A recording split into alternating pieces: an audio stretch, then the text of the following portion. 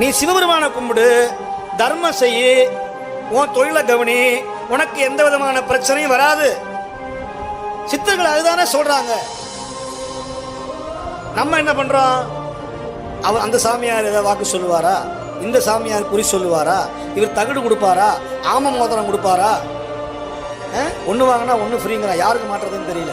டிவியில் வேற ஆமா மோதிரம், அதை வாங்கி போட்டால் இவன் ஆமையாயிருவான். அட பாவிகளா, இதைத்தானே ஞான சம்பந்தர் காலங்காலமாக எதிர்க்கிறார். இதைத்தானே நாவுக்கரசர் எதிர்த்தார். இதைத்தானே சுந்தரர் எதிர்த்தார். இதைத்தானே மாணிக்கவாசகர் போட்டு உடைச்சார்.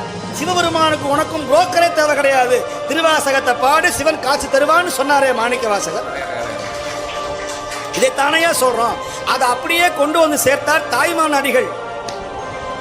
அதை இன்னும் மாடல் பண்ணினார் நம்முடைய வள்ளல் பெருமான்.